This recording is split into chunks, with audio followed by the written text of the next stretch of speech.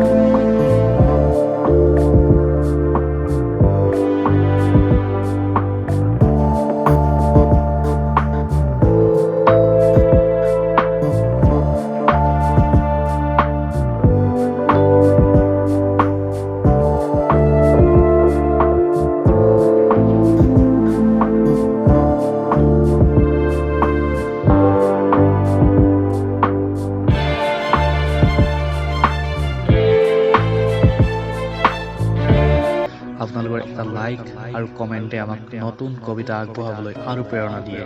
তেতিয়াহ'লে আজিলৈ ইমানতে বিদায় লৈছোঁ। পুনৰ এটা নতুন কবিতাৰে সৈতে লগ পোৱাৰ প্ৰতিশ্ৰুতিৰে বাই বাই।